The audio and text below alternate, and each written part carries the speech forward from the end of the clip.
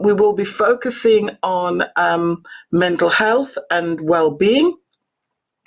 And we know that all of us at some point or the other have experienced some level of stress, some level of mental well-being issue, in whatever shape, whatever capacity. We are not immune. And I think mental health has been talked about more now than ever before. And tonight we want to have a conversation, and that's what it will be, a conversation with some of our panelists tonight, and you will hear real life story of someone who's been through a clinical mental health issue. We will be discussing tips and giving advice, and also listening in from some of our experts who sit nationally on various committees that can support us, even as people of faith. So whether you are faith or no faith, this actually, this really is relevant. And for people of faith, we will be discussing the elements of how our faith supports us with our mental health and well-being. So we want you to just sit comfortable, grab yourself a drink. Yes, I've got mine. And just sit comfortable and just share with us. We want to also communicate with you. So whether you're in Facebook, please drop your comments. If you've got any questions, whether you're on YouTube, we have members of our team monitoring the chat boxes to see what your questions are and what your comments are. We want to take the time to listen to what you've got to say and give the opportunity for our panelists to respond as well. So we want it to be as interactive as possible, and we want to listen to what you've got to say and to also respond. I just also like to let you know that for those who love social media, that we are on National Women's Ministry. We are on Instagram. We're also on Twitter. The handle is Joyce Fletcher 18. Please, communicate. Let's connect and communicate. And finally, the last thing I want to say before I hand over to my co-host is that this is Connect Live, and Connect is about connecting with our fellow human beings. It's about building relationships that matter. It's about connecting in different levels of conversation and building those bridges. And we want to tonight, as you listen to the show, to think about, how can I connect with someone who may have a mental health issue? How can I connect with, my neighbor, my sister, my brother, someone, a colleague at work? Because sometimes it's not always obvious, and you might not know or realize that someone is going through a particular issue. And sometimes it's just one word, just connecting at a deeper level, not the hello, how are you? And we've gone through the door before we have chance to really listen. So a depth of listening, and we'll hear a little bit more about that tonight. But think about, what can you do to connect? Right, without any further ado, I'm really looking forward to tonight. I'm going to introduce you now to Alni, my co-host for tonight, Alni Powell. Thank you, Joyce. Good evening to all our audience. Trust you are well and family are keeping safe despite the current pandemic. I'm so pleased that we are addressing this very important subject on mental health and well-being. I have worked for an NHS mental health trust for a number of years, and I liaise with mental health professionals on a day-to-day basis within the remit of my responsibilities. So I am very much aware of some of the issues that can affect our mental health. I know there may be stigma around this subject, but our mental health is as important as our physical health. And this evening, I am really looking forward to our discussion. And I know that it will be beneficial to all of us. So as Joy said, sit back, relax, and we're looking forward to participating with you. Thank you. Over to you, Joyce. Thank you, Alni. I didn't introduce myself, and I make the assumption that people know who I am. And so, yeah, I'm Joyce Fletcher, and you reminded me, Alni. So I spent over 36 years working in the NHS, and over 30 years of that time has been working in mental health services. So I've worked in clinical areas. I've worked as a nurse in ward areas, and I moved into the community working as a community psychiatric nurse. And then I moved into professional development, policy, practice, and setting standards, and more latterly as a director of nursing, governance within mental health, learning disability, and community services. Yeah, and in my own family, I've experienced mental health as a carer as really close at heart. So not just as a professional, but also as when you've got someone that's close that's had a mental health issue, you actually see things from a different perspective as well. So yes. It's not about what qualifies you, it's just about your exposure. And if I was to be honest with you all today, I've gone through my own experiences of stress and my own challenges, because guess what? We all go through challenges. And if we're going to keep it real tonight, you know, let's just be open, because it's just God's grace, His mercies, why we are all we're not consumed by everything that's happened to us, and just the pandemic, living through the pandemic, and we've heard so much from so many people about the impact of the pandemic, and we've discussed it on our previous live show. Relationships, financial challenges. So, it can come from anywhere. So we're trying to keep it real tonight.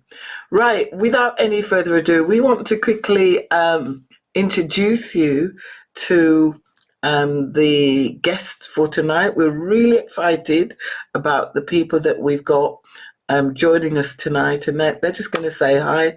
So first of all, we're going to go to Jennifer Rigby Jones, and she will introduce who she is, what she does, and we'll hear more from her later. Over to Jenny. Good evening, everybody. It's great to be here. I count it a privilege, actually, to be able to share with you this discussion. I'm going to be talking about stress management. I am the COO for Health Exchange, but my first love and my passion was around mental health and wellbeing and delivering stress management for women like us and others who are joining us. Thank you, Jennifer. We're going to move over to Carol Cooper. We're delighted to have Carol join us today. Carol.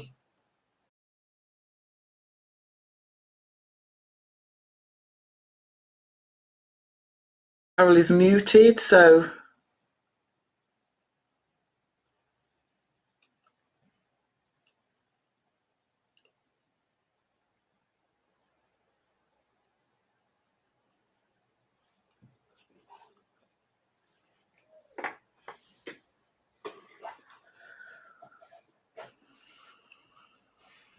Okay, we can't hear Carol.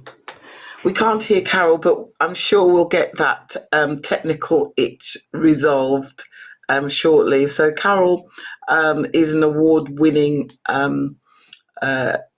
head of equality and human rights. She also sits on an expert panel for national panel for suicide prevention, and she will be joining us as well. And last but not least, most importantly, is Sonia Walker, Mitchell Walker, and she will introduce herself and what she'll be doing tonight. Over to Sonia. Good evening, everyone. It's a privilege being on here talking to you about experiences that I've had in the past in my life. As many of you will know, I am from Leeds, which is up in Region 5 North. Women's Ministries Regional Director. And I know many of you are saying, oh, I've known Sonia for years, but I just want to ask this question. How well do you know me? Thank you.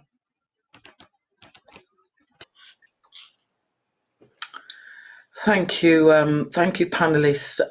We're going to go over to Alni now, who's going to be introducing our guest psalmist for tonight. Thank you. We've got a guest psalmist this evening, and her name is Tashana Sanster. And she's a worship leader. She grew up in the church where she started singing from an early age. Her love for worshiping through singing continued to develop throughout the years. Through her ministry, people encounter the presence of God and change through worship. She has many other giftings: fashion designer, seamstress, and is currently building her women's wear fashion brand called Raw Class. Wow, Sister Joyce, Raw Class. We should sign up. We should sign up. Personal. She believes women should look good and feel great. So she creates bespoke garments to help achieve this. She also enjoys learning the guitar and spending quality time with family and friends. So she's not only a singer, but she's also a fashion designer. I would like to introduce to you Tashina Sankter. Walking around these walls, I thought by now they'd fall, but you have never failed me yet.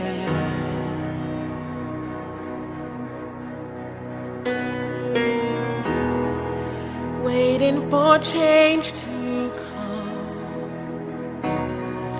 knowing the battle's won, for you have never failed me yet. Oh, your promise still stands. Great is your faithfulness, faithfulness. I'm still in your hands. This is my confidence. You've never failed me yet.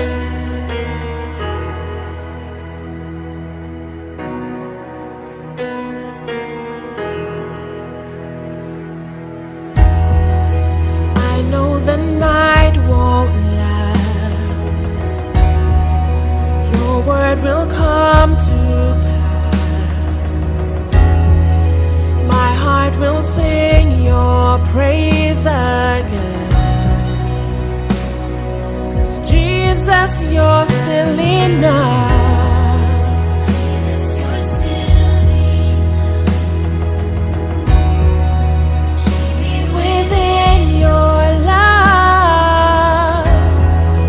My heart will sing your praise again.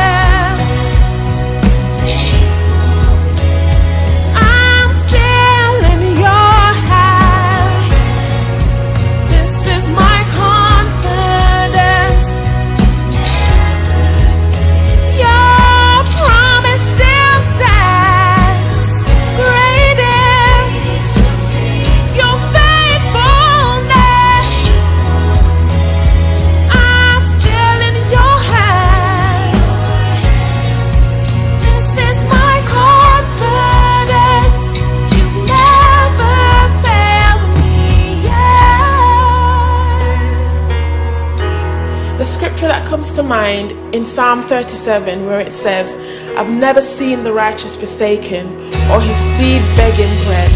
And I just want to encourage you today. I want to remind you that our God is faithful. He will make a way. He will come through. He will provide. Even though you can't see it, even though you may not be able to feel it, but just trust. Just believe and know he'll do it. I've seen you move. You move the mountains, and I believe I'll see you do it again. You made a way where there was no way, and I believe I'll see you do it. Yes, I've seen you move. You move the mountains, and I believe I'll see you do it again. You made a way when there was no way, and I believe I'll see you do it again. I've seen you move, and I believe you, Lord. You'll make a way when there is no way. I believe I'll see you do it. Yes, he'll make a way. Yes, he'll make a way for you. He will. I believe. Yes, I believe he's done it. 'Cause I've seen you move.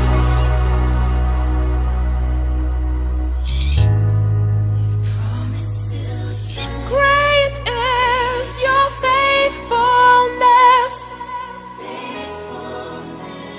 I'm still in your hands. You've never failed. Your promise still stands. Great is your faithfulness. Faithfulness. I'm still in your hands. This is my confidence. You've never failed me yet, and you never will. No.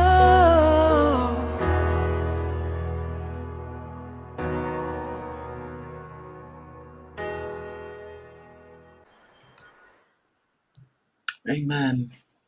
Amen. Amen. This is my confidence that you've never failed me yet. I don't know about you, Alni, but I've been at so many different points where I've had to kind of just totally rely on God, and he really has never failed me. I just thank Tashana. What a blessed song! Yes, What a yes, blessed song! I totally agree, because we sometimes go through difficult circumstances. I've been through difficult circumstances, and I've proven that God, he's never failed. He's always there. Sometimes it might feel as if he's not there, but he does show up through difficult times. Yes, he has never and he will never fail us, no matter what your circumstances may be, no matter what it looks like, no matter even what it feels like, God will never fail us. And I know we try not to make these sessions too churchy, but that song, and this week, the scripture that comes to mind, because it's our faith that has kept us, is in Psalms chapter 34, where the word tells us that God's eyes is on the righteous, and his ears are open to our cry. you know. Yes. And there are sometimes that's all you can do is just kind of cry out to the Almighty God. You know, you might be going through stuff, and that you can't do much more other than, you know, the tears are coming down. But guess what? You know, God's eyes is watching. You know, and I just had this image this week. Just bear with me while I'm told. I just had this image this week of, you know, Jesus just sitting by his Father and just kind of scouring, and just his eyes are there, and then, you know, he's watching, but then he hears our cries. He hears when we pray. And verse 7 of that same scripture says that, you know, the angels come down and they listen. They kind of listen to what's going on and give us a way of escape, give us our strategies. And, you know, so no matter what you're going through, you know, no matter what you're going through, just don't give up, because, you know, there's hope. There's hope, and there's hope in Christ, but there's hope. And we're here to give a word of hope today. And sometimes the hope comes through not where you think it's going to be, but someone just says something, and that word of kindness, that word of hope, is enough to see you through. Right. Sorry, I just had to say that tonight. It was just such a blessing. Thank you, Tashana. I don't know where you've been hiding, but I've said to Tashana, start preparing more of your material, because, you know, that's such a blessing. And if you need anyone to practice your clothing line on, and to dress, and to, you know, just have a prodigy day. And, you know, I know it will be Ali and I will be fighting for first place. I was thinking, Joyce, that I like her blouse. It'd be nice to know she actually made that.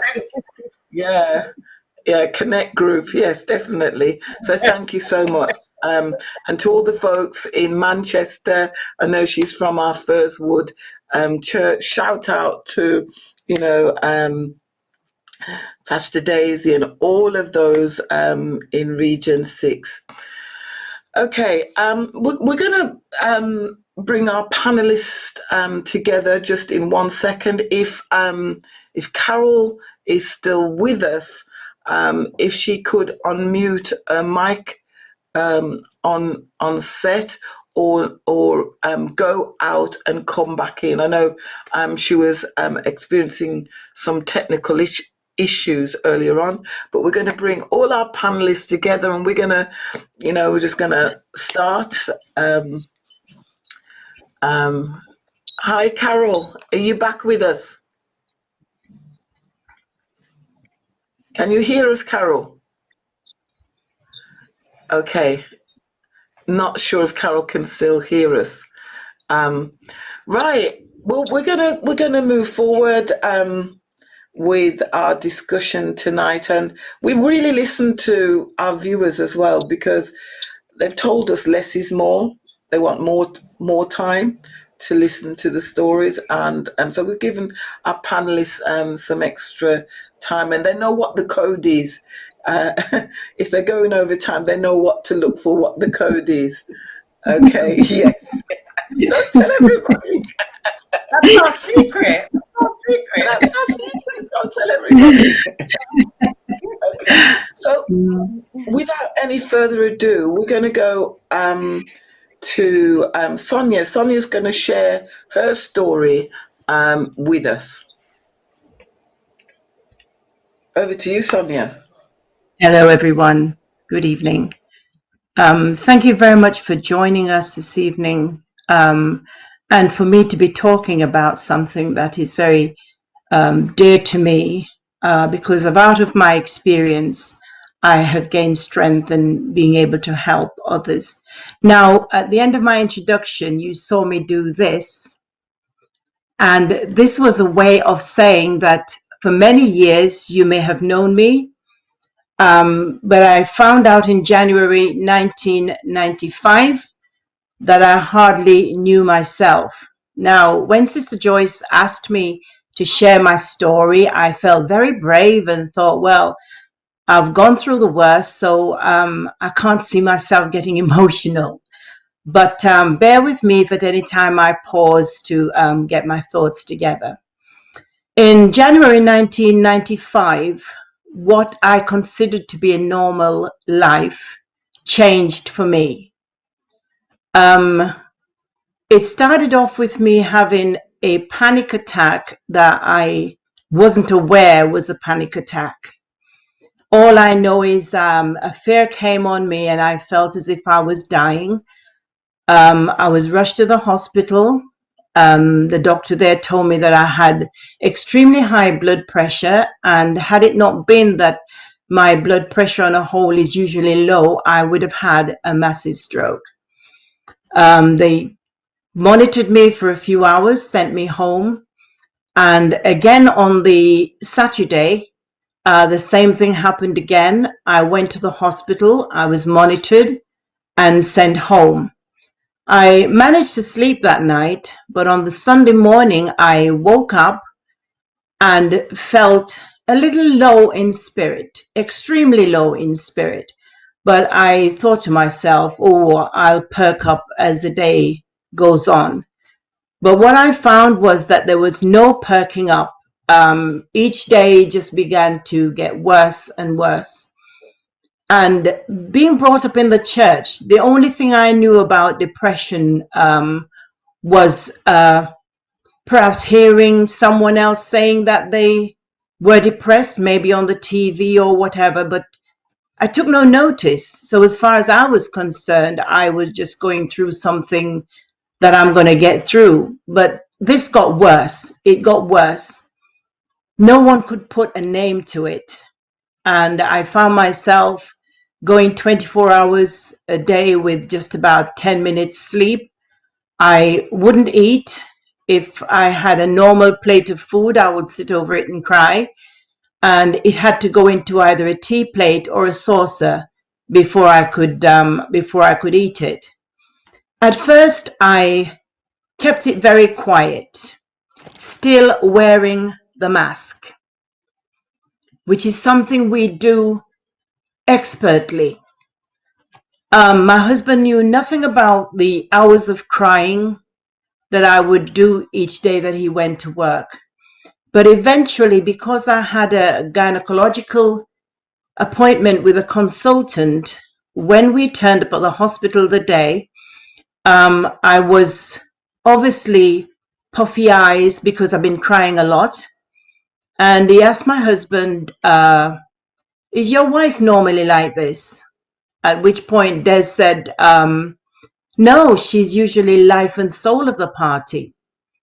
And the consultant said to him, Mr. Walker, your wife is depressed. And from there, he put me on tablets and made a referral to psychiatrist. Now, the situation was this. It was never something that was mentioned in church. I have been in church more or less all my life, and I've never heard anyone talk about being depressed. So, of course, I continued to wear my mask. When I got phone calls, oh, yes, I would laugh and joke with whoever rang up, and then I would go back to my miserable self. If I went to church, I managed to keep on my mask. But the time came when I couldn't wear the mask anymore. And it was so sad because no one in church seemed to want to discuss the fact that I was depressed. But you know something, the great thing about it was God was walking me through this experience because I believe He wanted me to come out of the closet or throw away my mask so that other people could accept the condition and know that they needed help. And I did get help, but that was in 1997 before things changed. And I have been on antidepressants since 1997. But recently I thought I'm going to walk the rest of this journey by faith. And so I asked my doctors to wean me off antidepressants. And once I've finished being weaned off it, I will be getting in touch with my psychotherapist to dismiss me once and for all, because I believe my job is almost over.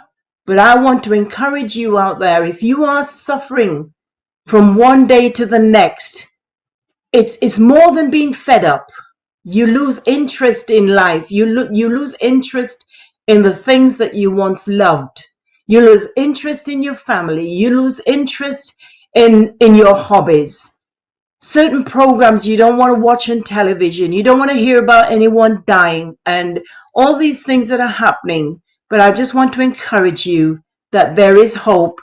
There is light at the end of the tunnel, and whatever questions you want to ask me about my journey, I am quite willing to share with you. Thanks for listening. Thank you. Thank you. Thank you.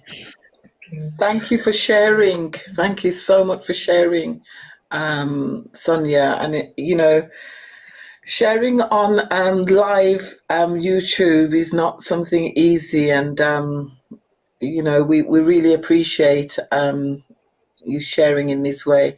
We do have some questions, and but we'll hold questions until the end.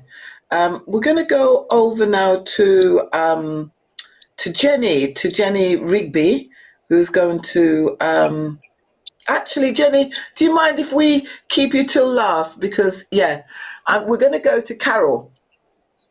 Yeah, we're going to go over to Carol. Carol, yes, Carol, are you with us? Can you say something so we know if you're with us? I'm with you. Yes, we can hear you. Oh, that's good. Magic. Great. Great. So over to Carol, who's going to introduce yourself, Carol, because we weren't able to hear from you earlier, and to share with us. Thank you, Carol. Thank you very much, Sister Joyce. First of all, I'd like to say, Sonia, what a very brave woman you are. It takes an enormous amount of courage to share so authentically about your lived experience of mental ill health, and I'd like to thank you for being brave enough tonight to share that insight with us about your journey and what it feels like on the inside. So my name is Carol Cooper, and I'm a Head of Equality, Diversity and Human Rights in the NHS. I'm also the BME expert on the Royal College of Nursing's Mental Health Forum and on the Suicide Prevention Group at the House of Commons. My role is really to look at issues of parity between mental and physical health and the capacity and capability within the NHS to support mental health, particularly as it pertains to BME communities. I think most people in the BME community will know somebody who has had a mental health issue, if not had one themselves. And I do feel that mental health is something that we all experience. Mental ill health is something that we all experience in some way across the life course. I think we fluctuate across the life course, and sometimes for all sorts of reasons, I think we try to front it out, try to wear a mask, try to conceal our vulnerability. And it's really, really important that we begin to let ourselves off the hook and let others off the hook. There's something, I think Marianne Wilson said, that, when you let your own light shine, you unconsciously give permission to others to shine. And I really do believe that as people begin to speak out about their experiences and their vulnerabilities, their fears, that it will give other people permission to speak, and it will liberate others also. I think there is so much support in our immediate reach that we can tap into if we would only just start to open up and speak our truths. And you know, you will find that as you speak your truth, other people will say, well, actually, I've been going through the same thing, or I have a relative that's going through the same thing. And there is so much in that connection that will help us to help ourselves and help one another. Thank you. Amen. Brilliant. Brilliant, brilliant. Okay, thank you very much. Over to you, Jenny. Thank you for sharing, Carol. And we've got loads more questions for you afterwards, but we'll come back to you. Over to you, Jenny. Okay, just again, hi everybody. It's really good to be here and amongst everybody who is watching and listening. And just a couple of things I want to say. It's going to be a structured conversation, really. And for those who know me, my dad was a minister at Acox Green Church. That's where I came from, in Acox Green. But my day job, apart from when I'm doing things with church and being part of the worship team, is I am Chief Operating Officer for Health Exchange, and we are a West Midlands based organisation who works across the whole spectrum of wellbeing. And part of what we do as an organisation is try to work with individuals where they are. And the reason I've been with them for over 10 years, nearly 11 years, originally wanting to stay for 1 year, is that is still true today in terms of what we do. We try and get people to exchange with us how we can best support them in their journey to well-being. Now, we run a number of programs, whether they are physical health, like type 2 diabetes or pre-diabetes, but also mental health and well-being. So I have quite a large team of staff who deliver access to psychological therapies. We also have Forward Thinking Birmingham. We work with young people in mental health. But my background specifically is very much around looking at how can we as individuals manage stress. And that's something that I've done for years. I did a degree in social policy, and just in terms of my own personal story, the first time I experienced extreme stress was the day I handed in my dissertation, and I was sat with my tutor, and it was already in, but the stress of trying to pull all of that together, I just remember sitting in his office and just crying my eyes out. Never been somebody who would be that emotional, but it impacts us all at some point in time. And I thought what would be useful is just two key things. Is one, you're not on your own. We all go through stress. Sometimes we say, oh God, I'm really stressed out. But I was looking at some of the stats, and actually the American Institute of Stress says that actually 33% of people report globally that they have had some form of extreme stress.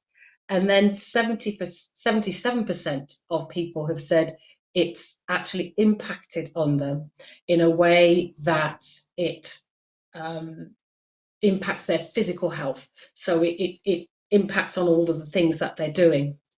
So today, I thought what I would do is just talk about few key things. One is, what is stress? Because some people are not entirely sure, am I stressed? What does this mean? Some signs and symptoms. And I'm also going to talk about some top tips for managing stress. And then finally, I'm going to end with where you can go to for help. So as I was saying earlier, in terms of stress, do remember it's not something that you should be ashamed of. I've experienced it. I know a number of people who are listening or watching will have experienced it. And it's something that happens. We talk about good stress, and sometimes stress where your adrenaline gets pumping and it gets you like really kind of focusing on a task or an assignment or a piece of work or a project. For example, we've just mobilised in Coventry and Warwickshire with social prescribers, and that has been extremely stressful. And some of that stress propelled us as a team to really get things done really quickly and just mobilize streamlessly. So what I would like to do is just talk about what is stress.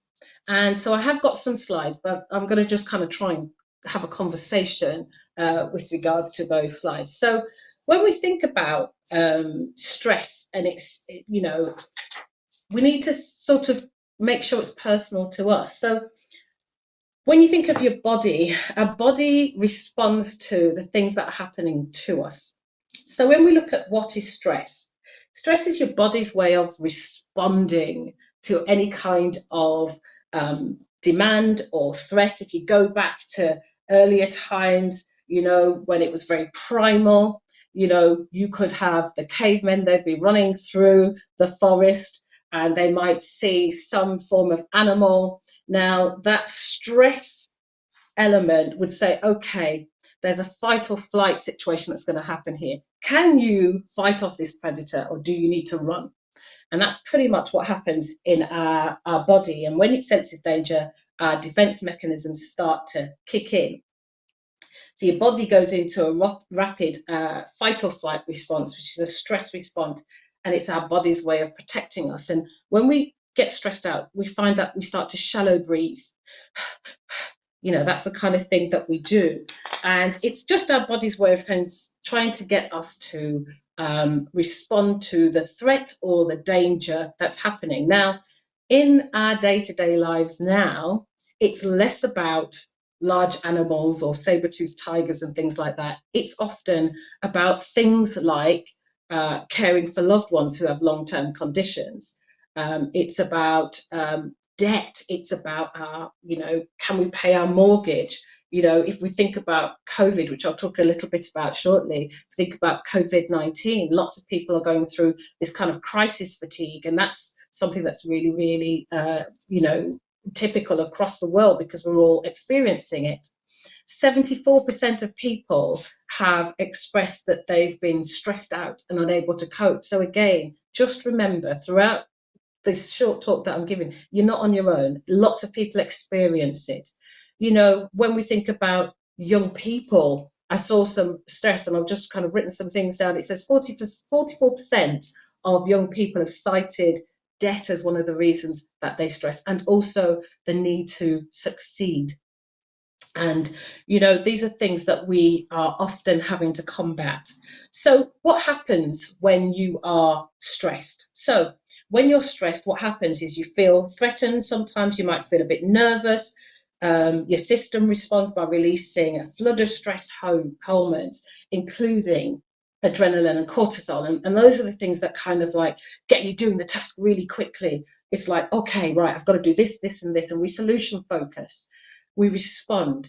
And those are, again, it's our body's way of saying, right, okay, you've got to do this really, really quickly. But our breath quickens. So when we are stressed, our body's way of kind of helping us to deal with that is to kind of shallow our breathing. You might find your fingers tingling. There's all sorts of things that happen in our bodies as a response. And you'll be familiar with some of these. I'm sure if you had a piece of paper, you could tick off some of these as well. So emotional symptoms of stress could be depression, and Sister Sonia was talking about that earlier, or general unhappiness, anxiety. You know, if I'm coming up to a big piece of work, or I think it's something that requires a lot from me, or I'm chairing a meeting or a forum, or I'm speaking with commissioners, there is definitely some anxiety there. And I'm just kind of, I couldn't be, you know, in a situation where I'm thinking, God, you know, you really need to get me through this process. Some of the physical symptoms are things like aches and pains. You might experience diarrhea. Some people have the opposite, where they feel constipated and they can't go. Some people feel sick. Some people are sick. Some people have chest pains, rapid heart rate. Sometimes people have a loss of sex drive, loss of appetite, or increased needing to eat. Sometimes you might find that you're also getting more colds. Your immune system just doesn't seem to be coping as well as it would do. And I'm sure you can think of many, many, many others. Now, one of the key things that is stressing out a lot of people, including some of my teams, is this COVID-19 pandemic. And I was looking at, well, what's the impact? And there were two doctors who were talking about it, Petros Lavounis and another doctor called Debna. And they were talking about what's happening with regards to crisis fatigue. And this is that people, we get into this situation where the country is kind of called together. So if you remember back in March of this year, Boris Johnson talked about the lockdown. Now, the day before that, I was with my staff at the office and we were saying, we think we're going into lockdown. And literally the next day, that was it, closed the office. Everybody needed to work from home. So our business continuity had to kick in. And he talks about several stages. One is about the heroic phase. Next, there's the honeymoon phase. And do you remember everybody was clapping for the NHS? We were all part of this community, and every Thursday, everybody would clap. Then, and where people appear to be now, is this disillusionment phase, where we're entering now and we face this kind of crisis fatigue. And that sometimes can go on for months. But Lavounis talks about trying to take care of the things that you can do something about. So what can you do about it? So Lavounis talks about taking care of the 4 pillars of physical wellness, and you can tick off whichever ones of these that you feel are appropriate: nutrition, sleep, sex, exercise, etc. And so these are ways that he's saying is pillars of kind of making sure we're looked after. Now, not all will apply to everybody, but you can take from those which you will. The other bit is really critical, and this is where our faith family and our community families, our work families, our work teams, stay connected with friends and family and society at large. And he said, just as we're doing tonight, use the electronics and the technology that we can use whilst we're having to socially distance.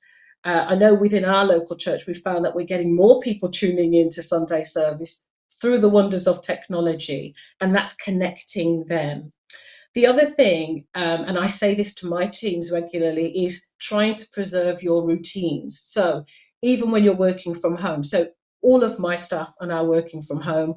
In the last few months, senior management team, we've been going in every other day, and our single point of access team has been there on some of the days during the week. But even if you're at home, set yourself a routine. Get up in the morning, get some breakfast, do some exercise, go for a walk. I'm not saying run a marathon, but try and get a routine and then start your day. And also switch off at the end of the day. It's really, really easy to get days that are so long because we have they've got access to us all the time. The phone is ringing, the Zoom's going, you've got a Teams meeting and so on. But do try and make sure that you get that routine, get yourself up, get dressed. If you put makeup on for work, put on a bit of makeup. There's nothing wrong with that. Get yourself dressed up, wear some beautiful bright colours, and just look after yourself. And in addition, the things that we can do, particularly around COVID, is limit your exposure to the media. I've said this to several of my friends. Stop watching the news 24/7. It's not helpful.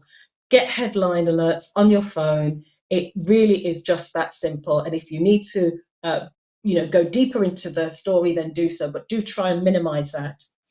Try and replace emotions of anger and hatred with feelings of appreciation and love. Being mindful of what we have, being mindful of, the family, the friends, the support networks that we have around us.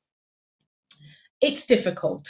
So, one size doesn't fit all, and things that work for one may not work for everybody. But also engage in activities that you enjoy. Most people who are either on my Facebook or who know me personally know I love to walk. I was on a beautiful walk this morning by Tudor Grange Park. I got to see water, I got to see birds, I got to see the trees and nature and breathe in some fresh air. And it was just a nice change from the norm. For some people, meditation and yoga works. There are some other tips that I would like to talk about in terms of how you can manage stress. And we'll do a bit of a deep breathing exercise at the end. But deep breathing is really important. So if you remember back at the beginning, we were talking about the symptoms and the things that happen when you feel stressed and your breathing becomes quite shallow. Well, deep breathing is where you slow everything down and you pause and you breathe in and you breathe out and you sit really comfortably and just be still.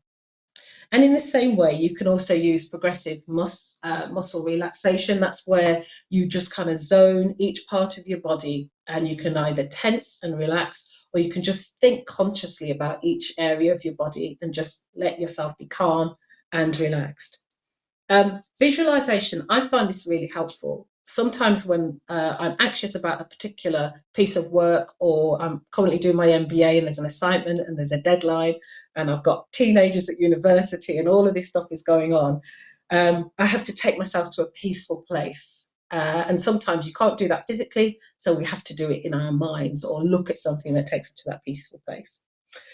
Also things like mindfulness, staying focused on a particular thing. So think about, if you're going into your garden, you think, oh, I've got to go and do the weeding, or I've got to go and do this. Look around the garden, look up, look at the building, look at your house, look at your home. If you walk through the town centre or your town centres, wherever you are, just look up. Sometimes you'll be surprised at the architecture and the calming effect of how just being mindful in a moment can help.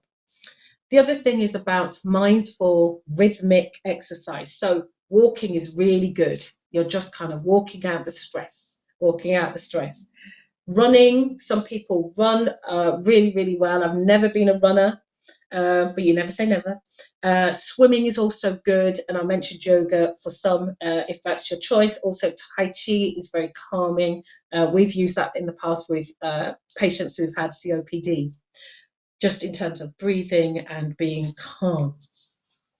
Other tips on how I manage are things like choosing joy. And I say this to people when things, one of my single point of access administrators, I'll say to her, what am I choosing, Miss Suma? And she'll say, choosing joy. Because that's a mantra. Sometimes you have to tell yourself repetitively that you're choosing joy, regardless of the challenges that you're facing. I always say, Jennifer, feel the situation and then move on. Before, I never used to feel that I could allow myself to feel it, because it was more like, that's a sign of weakness. I come from a big family. There's me, then 3 brothers, and then my older sisters. It's kind of like, come on, get on with it. But actually, you have to allow yourself to feel it. Learn to say no. It's really hard for us to say no, but you cannot do everything. Remember, you are super women, but we don't need to be superwoman. Okay, and that's something that came to me just a couple of days ago. We kind of feel we've got to be everything to everybody. We don't, and you have to be able to say no. Maintain your work-life balance. Switch off the computer at the end of the day. Sometimes switch off your phone. I know that's hard because we feel so connected to our phones, but switch off the phone and have pause points. Ask for help when you need it. That's okay. It's nothing to be ashamed of. Ask for help. I've asked for help, but it took me many, many, many years to get to that point. And I probably could have saved myself many years of stress if I'd only have asked for help beforehand. Surround yourself with positive people. If you're stressed, there's no way that surrounding yourself with somebody who's negative is going to help you. So be aware of the circle of people who you surround yourself with. And then one of the other things that I've used in the past is rocks, pebbles, and sand. And what that is often when we're faced with that dreadful situation which is causing a stress response, we often try to deal with the sandy bits, the simple things that we know we can get done, we're not going to fail at. But the best thing that we can do is deal with the rocks first. Deal with the big thing. Even if you have to break those rocks down into smaller pieces, deal with that first, then deal with the smaller issues. And then you can deal with the sand easily, because those are things you could deal with all the time. And often, just in coming towards the end of this, sometimes we feel that we are unable to ask for help. We are failures if we don't get it right all the time. But there's a writer called Zig Ziglar, and he said, do you know something? Failure is an event. It's not an individual. It's not the person. So think about that. Every time you think, I've got a fear of failing, and that's the thing that makes you stressed out, just remember, you are not a failure. The event might have failed, but what have you learned from it? What can you change? What could you do differently? Sometimes you can't do anything differently. My staff are aware of the mantra, did anybody die in this situation? Okay, what do we do now? So just in closing, I just thought it'd be useful to identify some places that you can go to for help. So it's on the slide and these will be circulated. So there is an Association of Christian Counsellors and you can email the head office, office@acc-uk.org. They have office hours Monday to Friday, 9 a.m. till 5. There's Sentient Counselling. If you go onto the COGOT website, you'll find Sentient, and that's free counselling support. You can call them on 0121 258 2231. Saint Germain also offers free counselling services for individuals. And if you click on those websites, when you see them or when they're shared in the chat or circulated to those who are on it, you can get help from there. For those who are experiencing stress, particularly due to COVID-19, or you are a frontline worker and you've been dealing with this stress throughout the whole of the pandemic, we are part of a consortium called Living Well Consortium, and all of the partners have been able to offer extra sessions around COVID, particularly for frontline staff members. And so just to close, I thought it would be useful to do a bit of a breathing exercise. And just when you feel stressed, when you're feeling a little bit anxious, just try and deep breathe. So when you're doing that, just be still, sit nice and calmly, breathe in through your nose and out through your mouth. And you can count as you're exhaling. So you are breathing in. And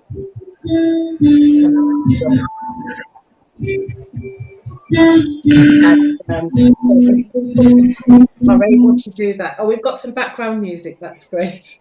So again, in through your nose and out through your mouth. Again, in through your nose, out through your mouth.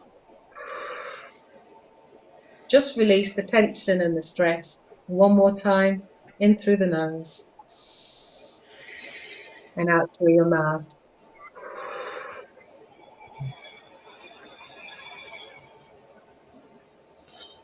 Anytime you feel stressed, practice that. Over to you, Joyce. Over to Alni. Alni's going to lead this part of the session, but that was absolutely fantastic. I might fall asleep those deep breathing. Alni is going to kick us off. Thank you very much, Jenny and Carol. In fact, I did enjoy that breathing exercise because it helps to relax me. And thank you for the lovely tips. And some of them I can identify with. And you're talking about being stressed. Definitely, I've experienced stress, but I won't go into that perhaps later on. But we've got some questions. We've got quite a few people on in the chat room with their questions. So I'm going to read the first one. Does the church associate mental illness with spiritual oppression? Does the church generally preach that Christians shouldn't be depressed? I don't know who takes that on. It might be helpful if Sonia, your experience of being depressed, what was your experience from that perspective? Well, when I suffered with depression, we happened one Sunday morning to have a Sunday school lesson on emotions, and depression came up.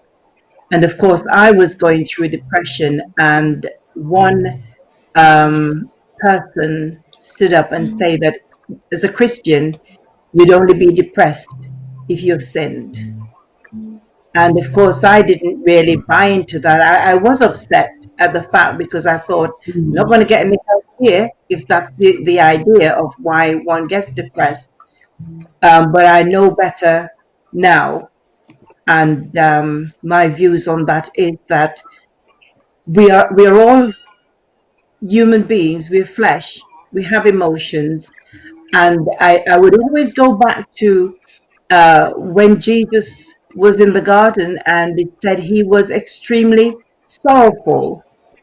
And I take sorrowful to be a very deep emotion that, had it been me being deeply sorrowful from one day to the next, that would go on to be being depressed. So I think it's wrong for us to be saying that as Christians we shouldn't get depressed, because we do. No, thank you for that.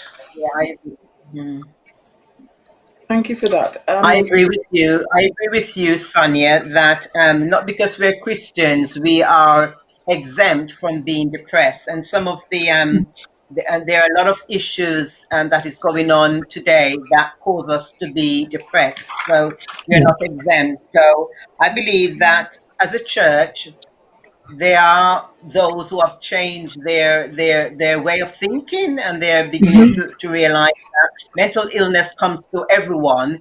And what I know that many churches are doing, they're now putting on workshop conferences that focus on mental health. Yeah, yeah, Yeah, that's and true. that's I was really just going to helpful. say, I was Go just going ahead, to say, please. Yeah. Sister, it's just really positive, I think, and you know, I can see where that question's coming from, because you know, most of us who are probably on the call will have grown up in the church and grown up hearing people say things like that. Sister Sonia, that you were saying, you know, if you're only depressed if it's a spirit, or if you've sinned. But it's really, really positive to see that churches are tackling this, and Yeah, even within cell groups, people are being able to speak to their cell group leaders. There are a number of counsellors who were trained up across the church sector, and there's also obviously external counsellors. But I know that even within the church, we've got a number. They're not necessarily ministers. They will have done the Christian counselling course many years ago, and a lot of people built on that. So there is a recognition that it does happen to us. We are human. We're in this yeah, world, we're of the world, but we are human, and we do experience these things. So mhm, it's positive in the way we're moving. yes, yeah. yeah. Excellent. We have another question. Just follows on from that about particularly how do we overcome stigma of mental health, and there's a kind of embarrassment, especially in the Black community. So, and I don't know if the panel agrees with that. I'm going to go to Carol with that question. Agree with that, but how do we overcome the stigma in the community if you've got someone in your family that's got a mental health issue?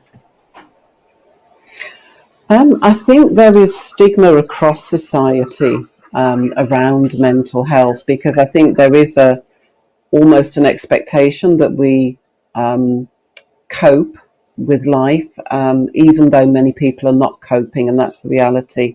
About maybe 1 in 5 people are taking antidepressants in the UK. In the USA, it's about 60%. It's much more a sort of way of life and recognition that people may need to support their mental well-being in a more proactive way, and it's much more acceptable to seek health. I think we're on a journey in the UK. We haven't arrived at that point yet where people are more open about their mental well-being.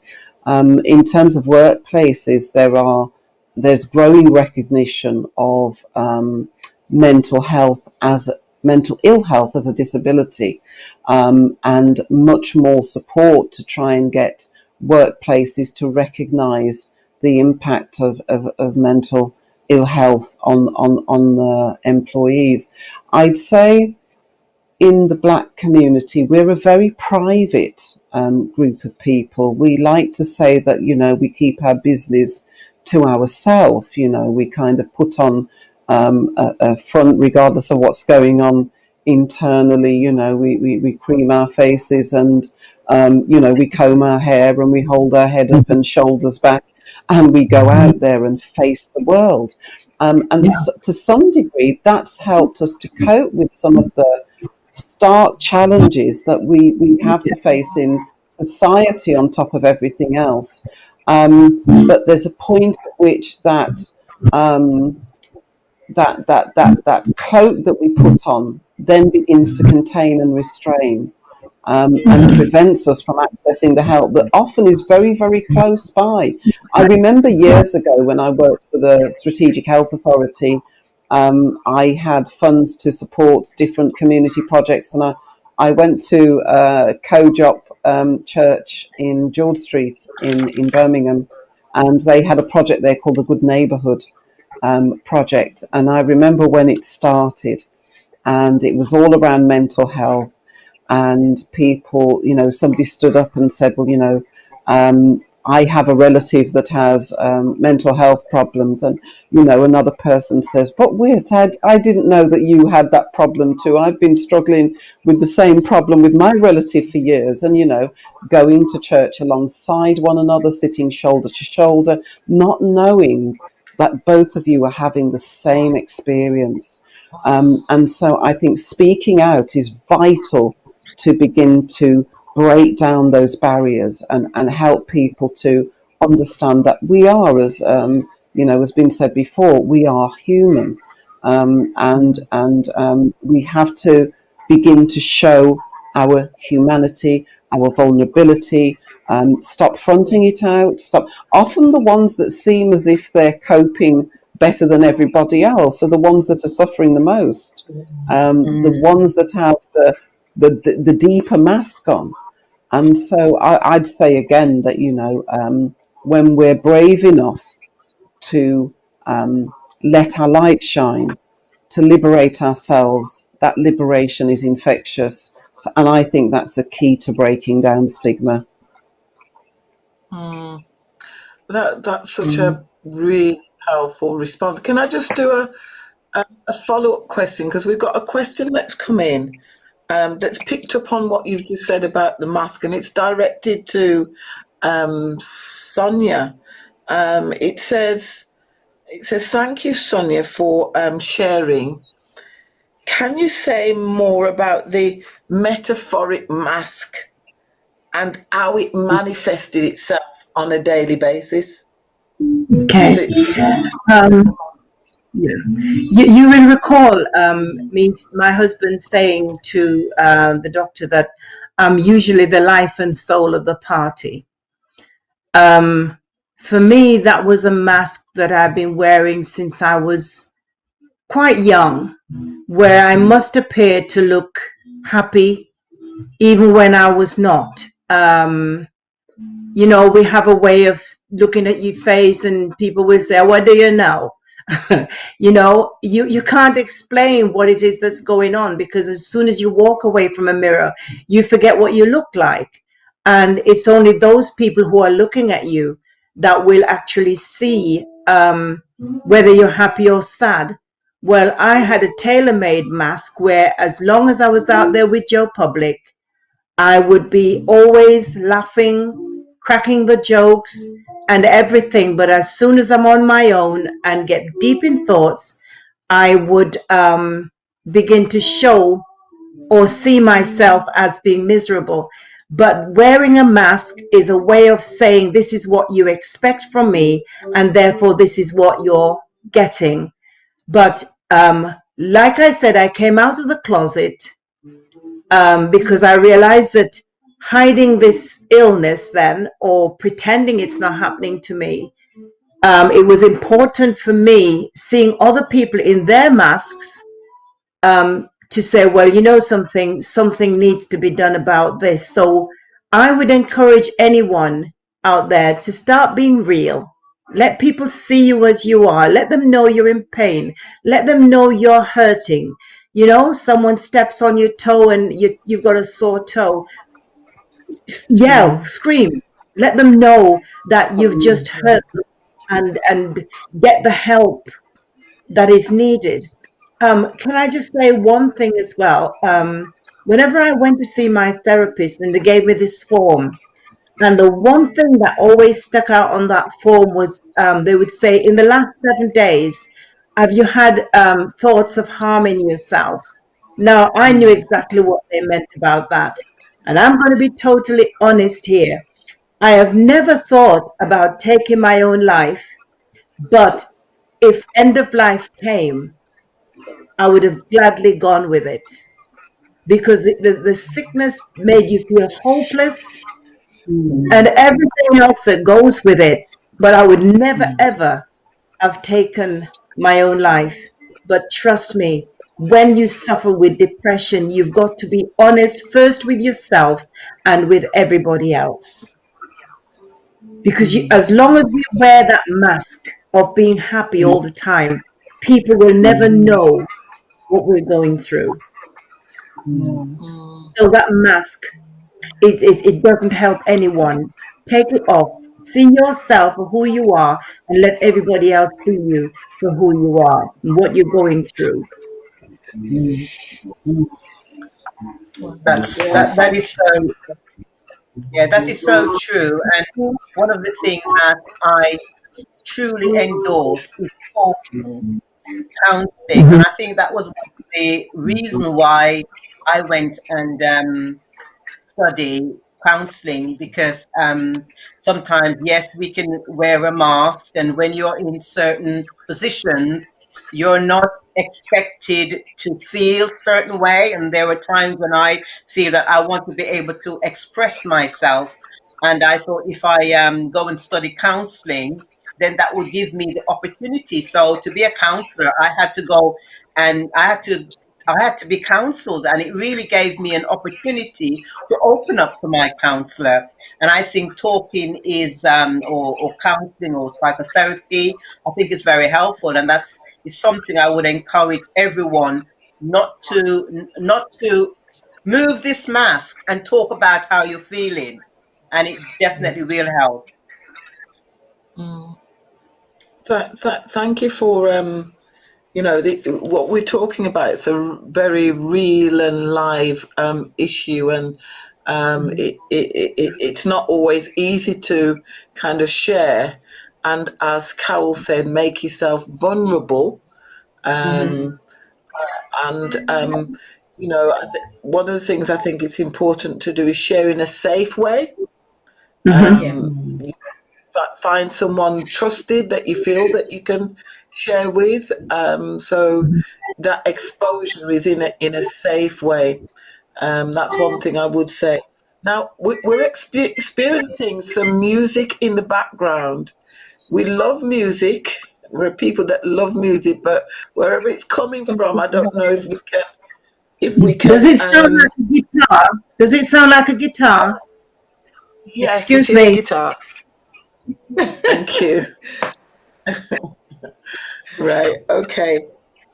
Well, we had that music free of charge, didn't we? So, and it was lovely. But, we've been touching some real life subjects. And what I would say is, if there's anything that we're discussing today that may be touching something emotional for you, that we put some information up where there are opportunities for free counselling advice.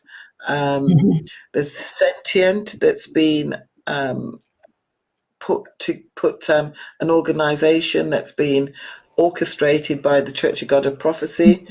Please, there's a number, you can call that number. There's also the Association for Christian Counselling. And there was a third one. We'll put that up again at the end of the show, so that, if there's anyone that's touched by anything that's been said tonight, we don't want you to just stay with that feeling.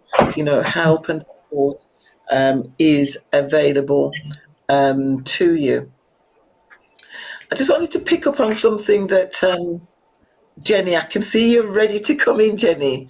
I was just going to say something, and it was in response to the other question about what the church is doing in this situation. And when I was thinking about, stress and how we manage it, how I manage it. The scripture I always had leaned on was 2 Timothy 1, and it's, God has not given us a spirit of fear, but of power, love, and a sound mind. And often we do it in relation to ourselves. But actually, if that's what the church is doing, it's saying, actually, okay, we have the power to change the way we respond. We have the love that we can show to people so they can be vulnerable, be open. The reasons why people carry things is they don't necessarily want to have everybody know their business and so on and so forth. But we've moved past that, because when you keep it, you're not dealing with it. But if the church takes this on and says, actually, we've got the power to do something, so we've got Sentient, we've got Association of Christian Counsellors, we've got all sorts of things that we're doing. If we use love, this is a great commission, if we use love, then the way how we respond to people who've got these needs will always be different. It's not going to be one of, oh, just go and pray about it or pull yourself together. It will never be that if the bottom line is love. It will never be, you're like that because you've seen. The bottom line will always be love, and then of a sound mind. The way we have to deal with it is practically. Yes, somebody's going through something, and if we equate it, I think Sister Alma, you were saying earlier, if we equate it like if you've hit your foot or stubbed your toe, you scream, you cry out, and people know something that's going on. But we don't tend to do that when it comes to saying, oh, I'm stressed out, because we feel we should cope. Or I've got a mental health issue, because we don't feel we should have it because we're a Christian.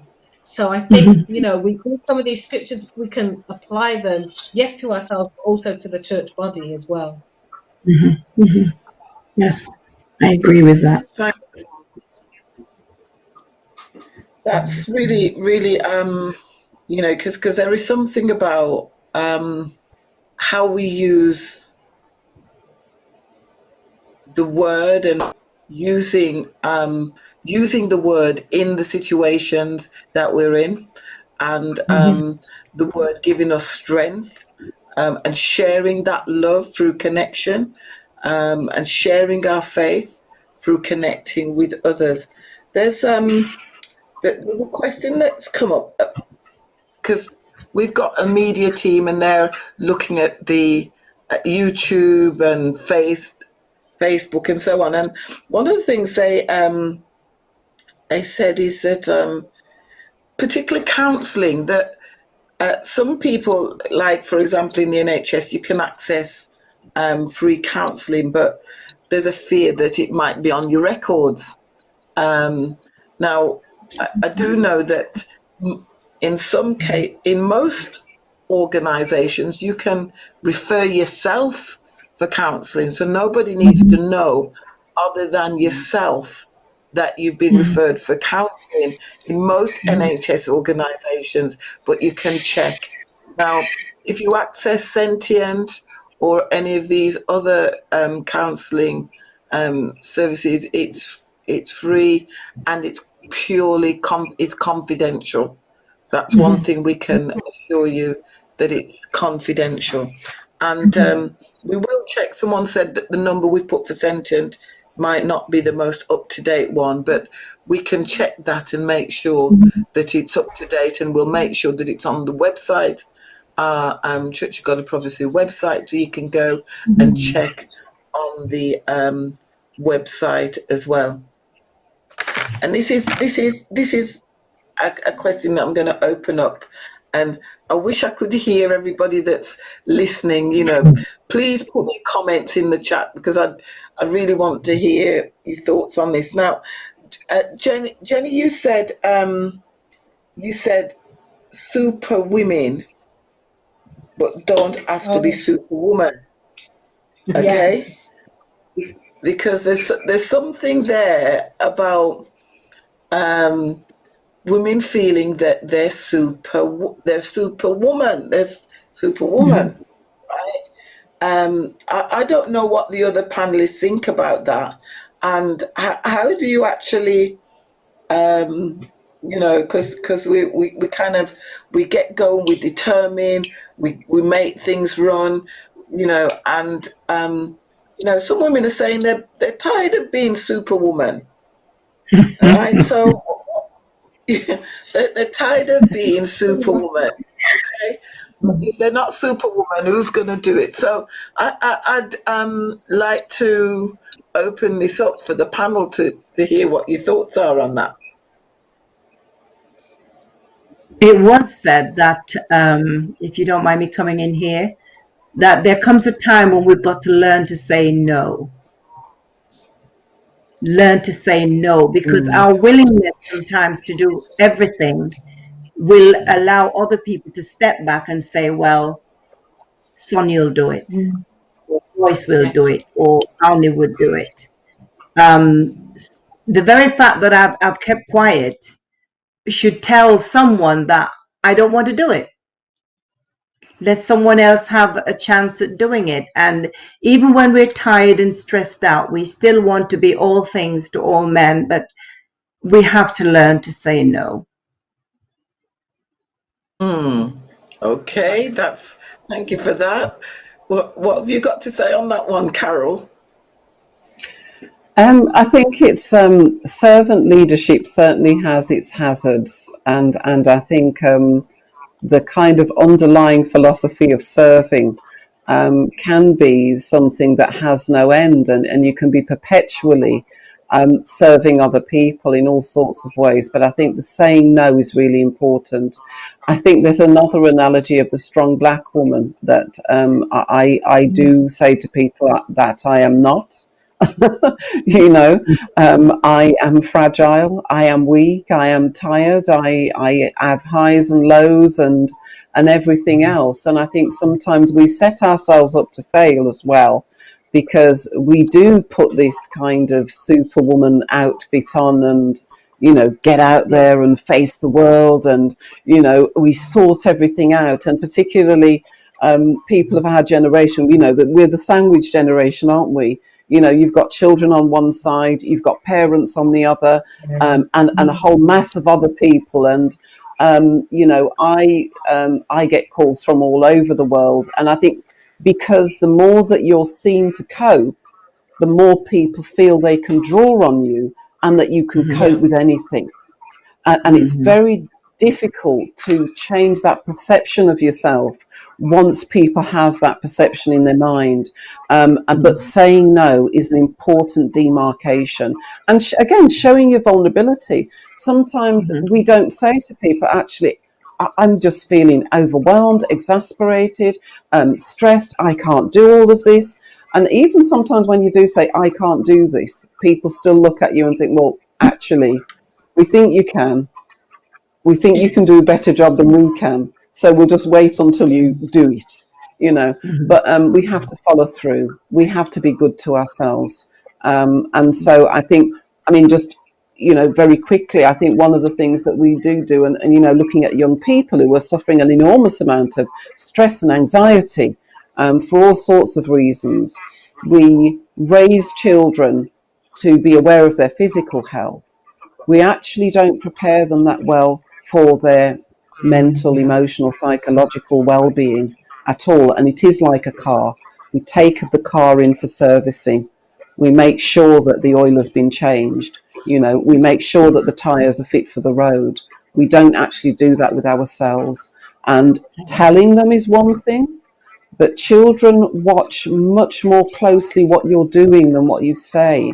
So we have to walk the talk and begin to nourish ourselves emotionally, psychologically, and then they will know how to do it.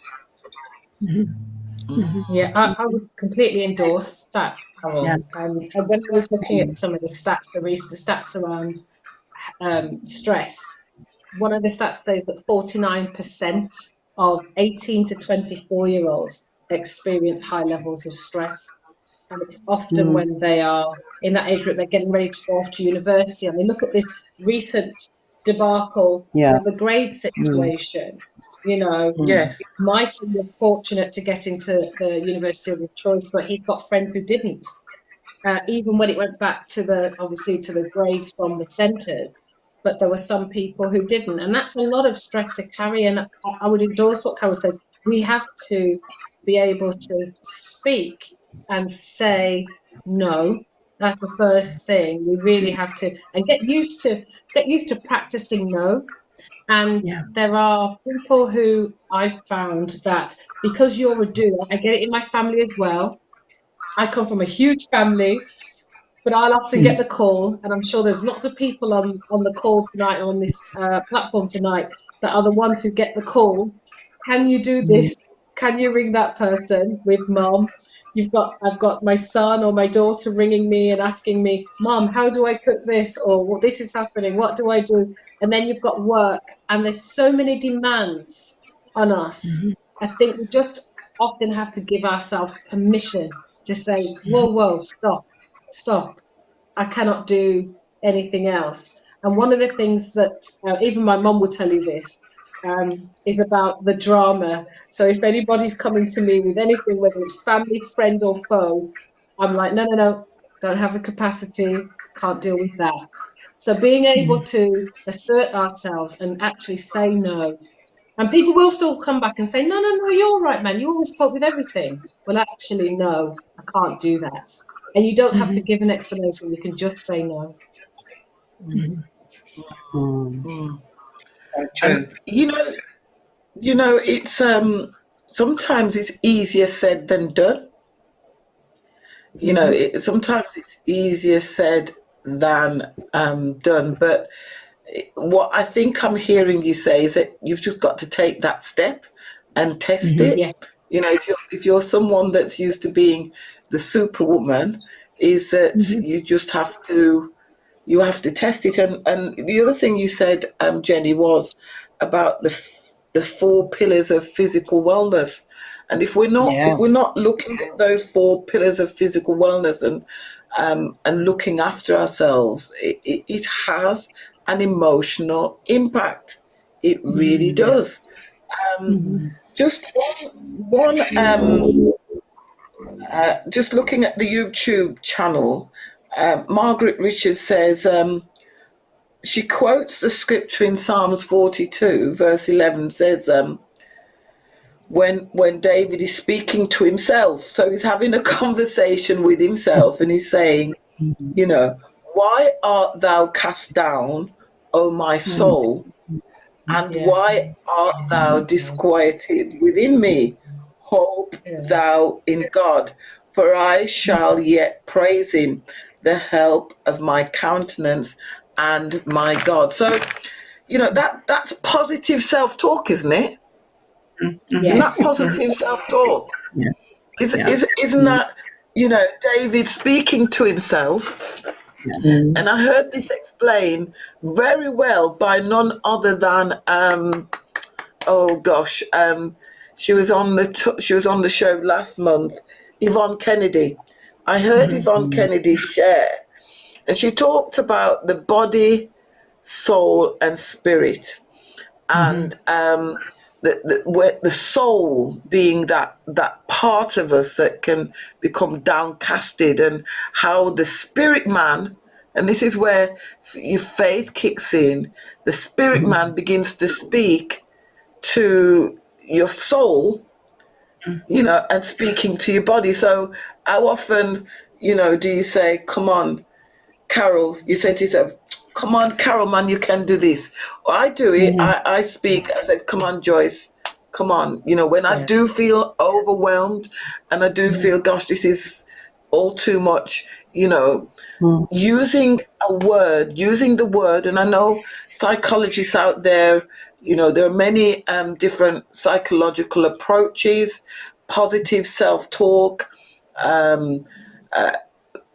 Music. identifying negative ideation, cognitive behavioral therapy. There are many therapies out there, and I'm sure Jenny can say a bit about that. But when you use the word, because this is about mental health, faith, and spirituality. So when you use the word like David did and said, come on, Yeah. why you cast down? Why you disquieted? Hope thou in God, and continuing to use the word. And I'm reflecting on what you were saying, Sister Sonia, Yeah, reflecting on what you say, that, you know, yeah, it's a depth. When you go into depression, it's a depth. It's not something that you can just, people say, snap out of it. It's not. It doesn't work like that. no. It And doesn't work like. yeah, somebody taking described into it. consideration as well. Sorry, go ahead, Sister Ali. Yeah. Somebody described it as it's like being in a tunnel, Hmm. and when you're in a tunnel, it's very dark. And Hmm. even to get to that stage where you can speak to yourself is very difficult. It's only when you can see a glimpse of light, then you're able to Hmm. perk yourself up. Yeah, Yeah, yeah, so it can be very deep. yeah. What I was going to say is as well is that we forget about our health as women. So different to men. We grow up as little girls and then we get to puberty when our hormones kick in, and then we have premenstrual tension, then we have menstruation, and then we go through pregnancy and childbirth, and then the menopause.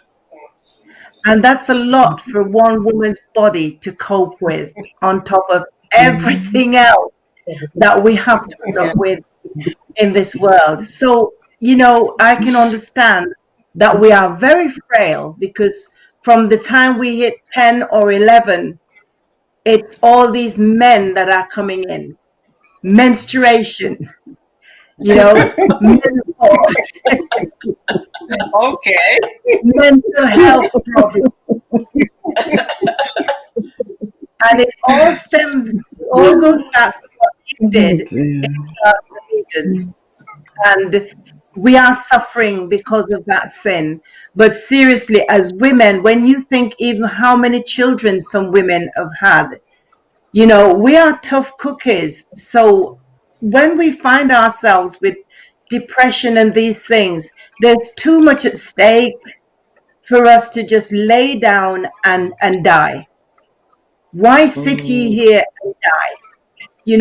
Let us call out for help. And I want to say this to our listeners and those who are watching tonight. When your fed upness goes beyond 2 or 3 days, seek medical help. There is no stigma attached, because believe it or Mm. not, I was told that if you get into the system, it's going to mess up your employment. But do you know something? I just played deaf on that one. And the most support I got during the worst part of a mental breakdown was from my employers at the time. They were there for me 24/7. They would allow me to come into the office and sit down in a room, going through files or something like that, just to make sure I wasn't on my own. So that for me, Mm. the stigma is in the mind of people who've not gone through it, are not conscious that it could happen to them. It's Mm. I'm having treatment for cataracts. I don't keep that to myself. I go to the dentist, I go to the opticians, the arthritis, I go to my doctor. Why am I going to keep quiet about something that's wrong with my way of thinking, my inability to cope, my mental health? I want to encourage everyone, men and women, please seek medical and professional advice, because there are people out there who are trained to help us. And don't listen to the man who's not gone through it. Talk to someone who will listen, and talk to someone who's gone through it, and just seek the help and the assistance that you need. Life is too short to live a miserable life. And that's what I want to encourage our watchers and listeners to do. Seek help. Yes. thank you. Did you want to add to that, Jenny? Yeah, it's just so powerful. I could, Sister Sonia, you're so churchy, Sister Sonia. Sonia, I could listen to you all evening, and I think for everything there is a time and a season. And if we were talking about setting achievable goals, Mhm. about things that we could do as a response to this. We know that people might want to, after this session, seek out counselling, and we will make sure that the number for Sentient is on there. But just to open up the conversation in this first instance is really powerful. And I just wanted to encourage everybody who is listening, please, please, please don't stay silent. You know, you're not the only person who's going through it. You're not the only person who's spinning 25 plates, trying to be everything to everybody. And that fear of failure is a thing that kind of paralyzes you a little bit, because you think, oh God, I said yes to one more thing and I can't do it, but I don't want to let them down. But actually saying no, being able to manage our own set of things that we can do and manage them well is going to help us, but it will also help others, because they can then pick up some of that, or somebody else can have an opportunity to pick something up. It's not just the same core set of people who have to do everything. Yes, you want reliable individuals, but we have to be kind to ourselves. We are super women. We're amazing, but we're not superwomen. Absolutely. I can see another question that's come in. Do you think stress is women are more prone to stress than men? Good question.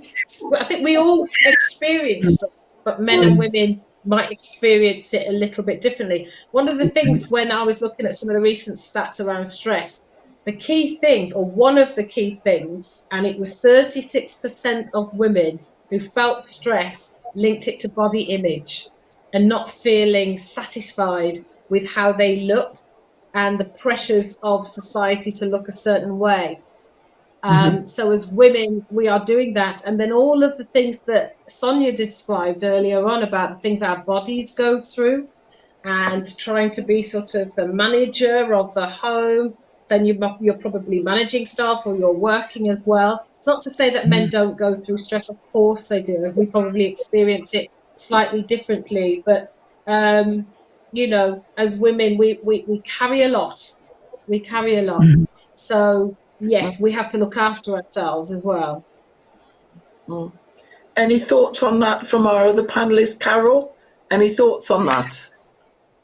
I think we all experience stress. I think the onset of all the men that Sister Sonia talks about means that women interact with medical services, etc., more frequently, and sometimes are more prone to open up. Actually, suicide is higher amongst men, and that's an indicator of how they respond to life, stresses, etc., and depression. You know, and people talk about, you know, the silence that they did not know. There was no indication. They didn't open up. And so it's really, really important for our boys, our young men, our men, middle-aged men in particular, that we begin to find ways of reaching them, because often they are locked in, and we need to reach them so that they can begin to open up about what's going on inside. I think there's another issue that I think that's very pertinent in terms of stress. There is something called race trauma, and with all the talk about Black Lives Matter and all the events that have taken place this year, race trauma is a very real phenomenon. And Sister Jenny talked about the adrenaline and the cortisol. Well, people, particularly from a Caribbean background, are in a constant state of hypervigilance, in which they have a flow of cortisol and going around all the time. Hence the, you know, the levels of hypertension, etc., and all the other things that we have. And that has a real physical impact. All of the additional pressure that we put on ourselves with regards to, you know, being twice as good. You know, we tell our children, look, we have to be twice as good. That's a huge burden for them to carry. You know, the sort of status anxiety that goes on, having to be number one, having to go to the best university, having to get the best results, having to do everything better than other people. You know, we do have to stop and check ourselves and what we're communicating verbally and non-verbally to our young people, to our men, about our expectations. And sometimes we just have to, I tell you, there's nothing so liberating as I think sometimes crossing over that mental health and mental illness divide. I'm a nurse by background many years ago, and I remember I did a stint in a mental health hospital, and I was terrified. I was a student nurse at the time. I had nothing to do with anybody, as far as I knew, that had a mental health issue. And they put me on the acute ward, which was in an old building, and I had to walk all the way across what looked like a forest in the middle of the winter to get to the ward. And I was terrified. In fact, I phoned in sick for the first 2 days because I was so frightened. I thought somebody was going to do something to me. I spent a few months there, and I can honestly say they're some of the most fantastic months of my life. I met some of the most fantastic people, because there's something about hitting rock bottom and owning where you are, owning how you're feeling, that is so liberating, so honest. And they were so near the surface. And as I say, some of the most beautiful people I have ever met. And I think some of us need to hit that point before we liberate ourselves and open up and just release that burden, because it is important to release ourselves. I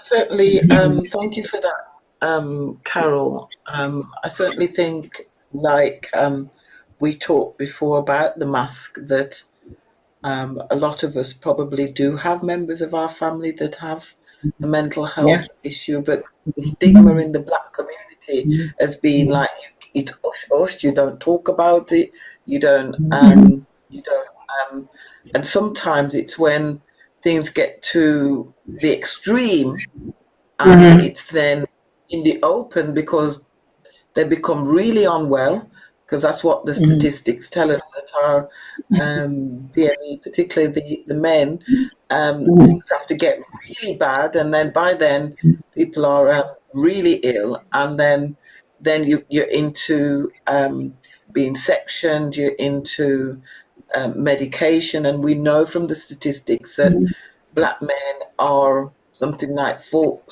I think the last statistic was something like 7.2 times more likely to be diagnosed with schizophrenia and receive psychotropic medication. So I think there is something that we have a role to do as a community, but also as a church around, as you said, being open it up so that people feel able to talk. Things don't have to get to the extreme before then it's an enforcement type of intervention rather than a counselling type of intervention.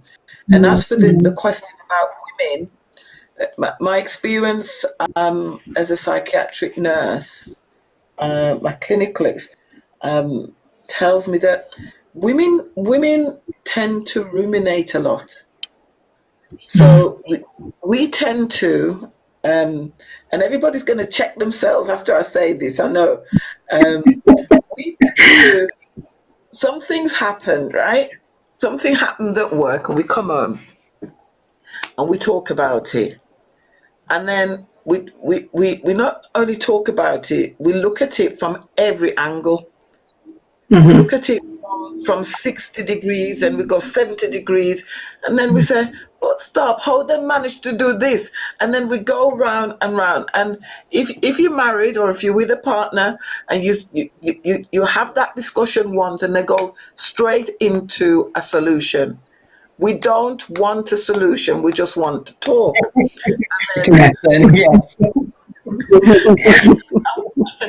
then we go back into it.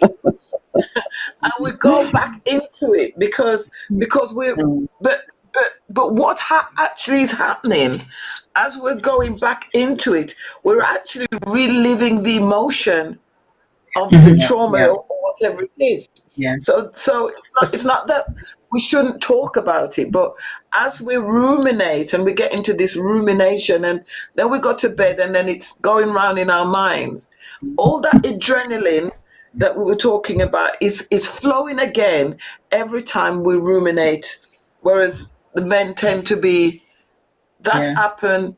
So didn't you say this? Didn't you say that? And then move yeah, on to the football. yeah. Sorry, man, if you're listening to all of this, Yeah, because it is I think I think what we as women do is we like to, well, personally, give a lot of detail, whereas sometimes men just want to get to the point. We like to start from A to Z so that they can get the full picture. yes, yes. Yeah. So yeah. So sometimes if it's a situation like that, phone a friend and have a discussion. Um, but that is something to be aware of as women, is that is the kind of ruminating thinking and the type of thinking that can lead us to feel even more anxious and more right. Would you believe that it's 17 minutes past 9? So we've had a really detailed discussion. I'm just looking at the comments. We've had a lot of comments on the chat. Another comment from Margaret. This is the season to take the stigma out of mental illness. Someone else has said perhaps Errol can help us with some of the comments. But one, Pauline Miller says, keeping it real. The spirit of our ancestors to survive is present today. We have unconsciously navigated internalized racism. No, we are not stubborn, but our tenacity is a point of celebration. I think that's a really thank you for sharing that, Pauline, because you're right.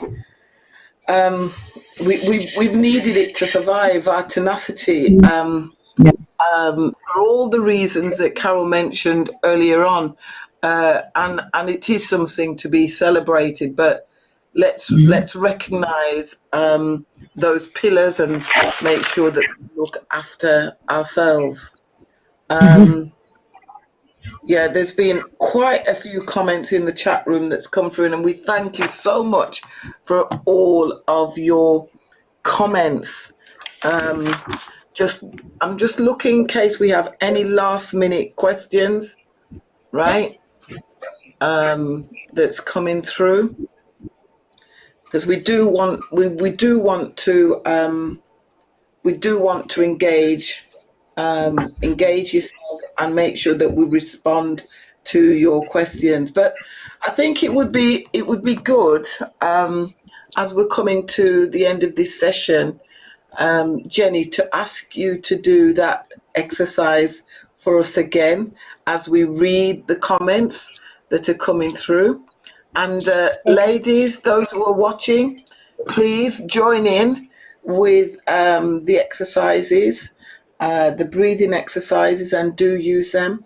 If you feel you need counselling, go for it. I have counselling. Do you know the Americans pay for psychologists, and they have counselling? It's nothing to be embarrassed about. Make use of the resources, and look after yourself. Yes. So we're going to do the deep breathing exercises. Jenny, over to you. Yes. So wherever you are, if you can sit nice and comfortably. If you're able to, you're in your own home, you can lie on the floor as well. Just in a very calm, safe space. And then you're going to breathe in through your nose and out through your mouth. And a tip is if you put a hand on your chest and a hand on your tummy, the hand on your chest shouldn't move very much, but you should feel your tummy raising. So a big, deep breath in through your nose and out through your mouth. In through your nose, out through your mouth. Visualize something really calm.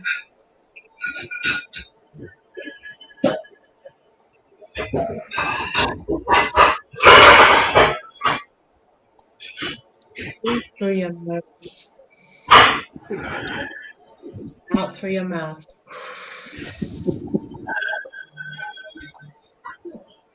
And one more.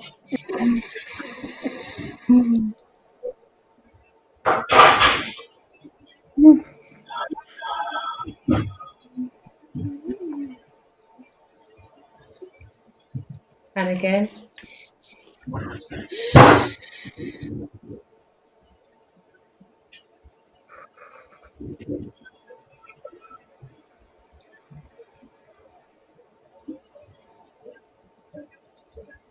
Thank you so much for that. Thank you so much for that. Want to thank our panelists for tonight. We're just going to thank them, and then Errol's going to bring back me and Sister Alni shortly. But I want to thank Jenny for your contributions tonight and for all the preparations that you've put into tonight. It's been absolutely fantastic. You know, Sonia, thank you for sharing. You can see the comments coming in. Sonia from the platform. Yeah, thank you. You know, thank you for being open and honest and making yourself vulnerable. And our women really appreciate it. You can see it. You can see it in the chat room. People are really, really appreciative of you sharing your personal story. Carol, thank you for joining us tonight, and you know, your expertise. And we'd just like to, you know, if there's anything we can do to support you on your parliamentary committee, you know, we're here as a body to support you, to make sure that our voice is heard and the voice of our community and communities and women and men and young people and families are heard. So thank you all very much for joining us. Please don't go, because we will connect after Ali and I closes up. So thank you very much.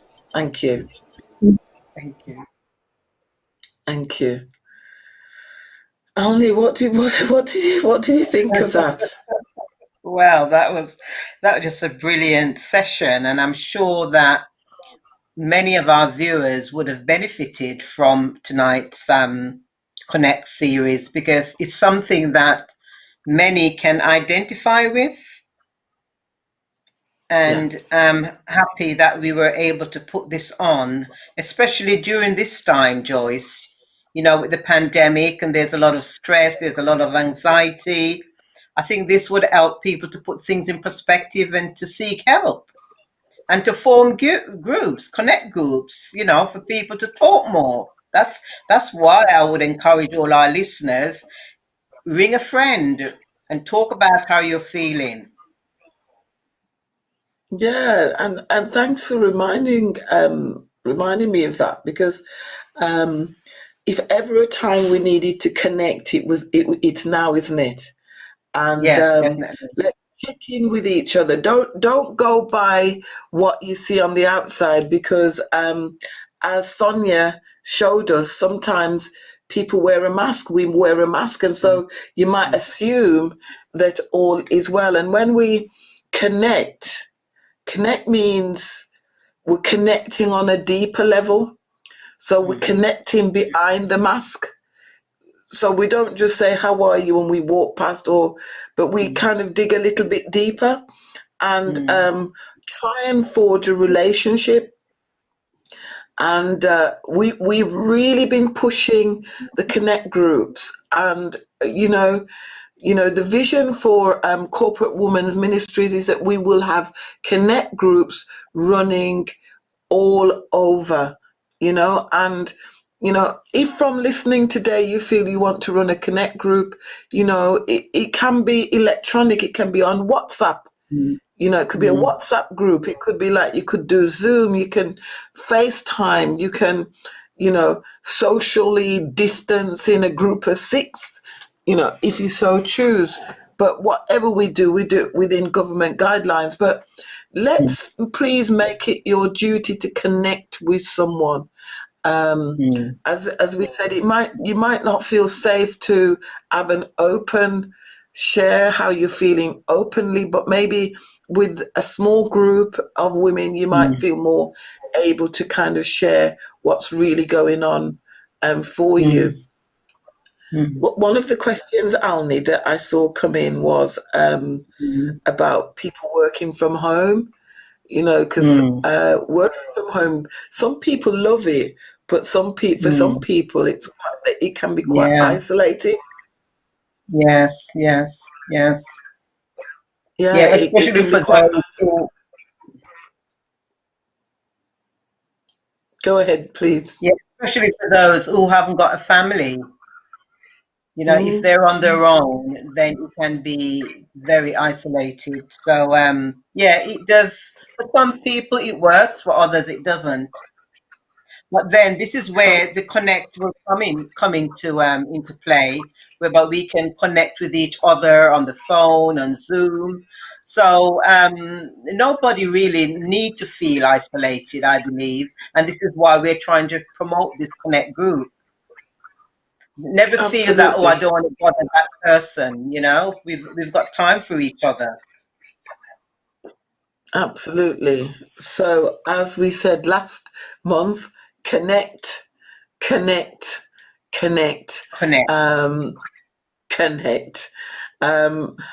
In closing, I just want to thank all of you for your comments. I can see them coming through.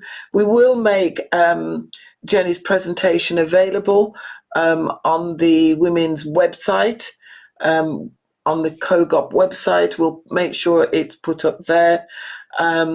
Please connect with us, connect locally with your local women's directors, in your regional teams, with your, this isn't just about connecting in church, this is also about connecting in your community. Thank you for putting the counselling information is up now for you to see. For those who feel they need counselling, or they feel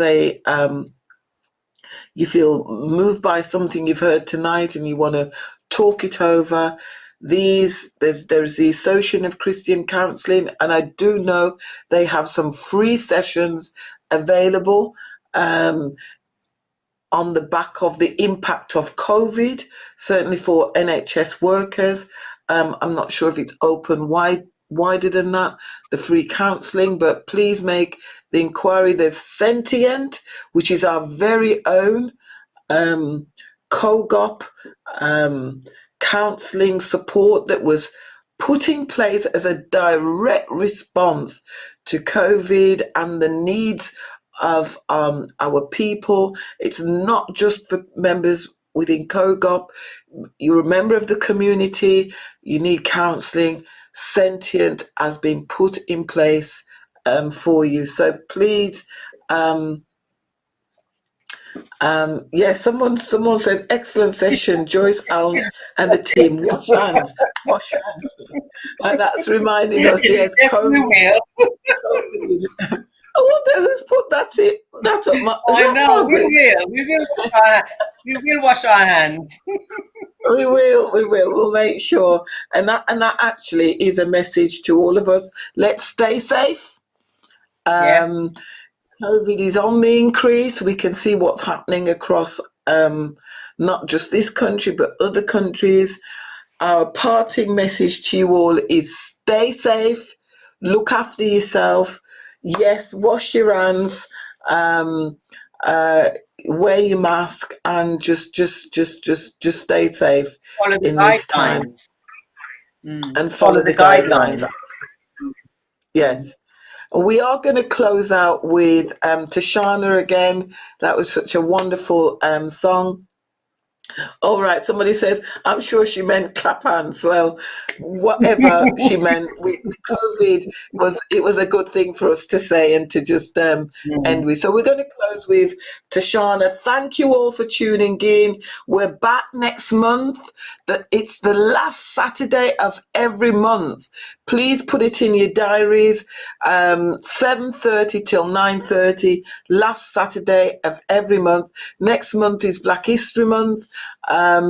Just look out. Just look out for the flyer, and we look forward to meeting you again. God bless you. Over to Tashana. God bless you.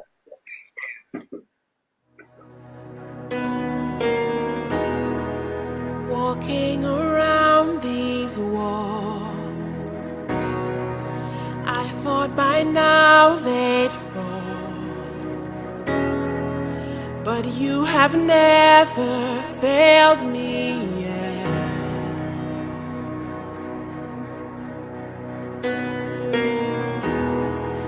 Waiting for change to come,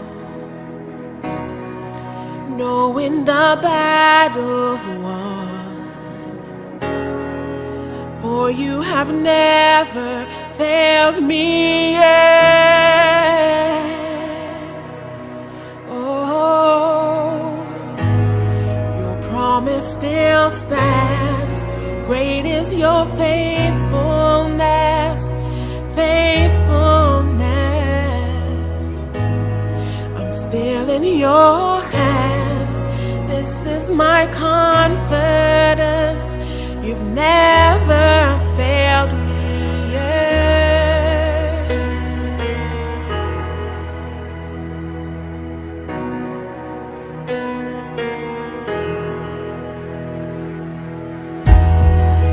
I know the night won't last. Your word will come to pass. My heart will sing your praise again. 'Cause Jesus, you're still enough. Jesus, you're still enough.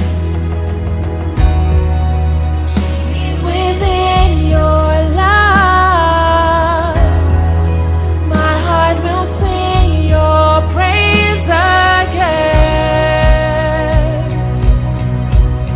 Your promise still stands.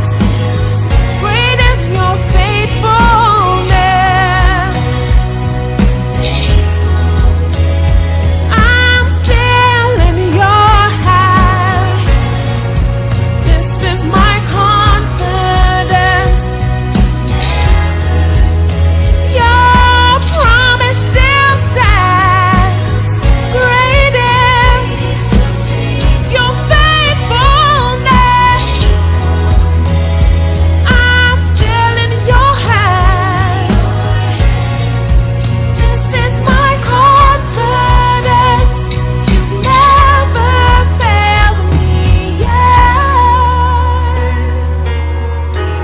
The scripture that comes to mind in Psalm 37, where it says, I've never seen the righteous forsaken or his seed begging bread. And I just want to encourage you today. I want to remind you that our God is faithful. He will make a way. He will come through. He will provide. Even though you can't see it, even though you may not be able to feel it, but just trust. Just believe and know he'll do it. I've seen you move.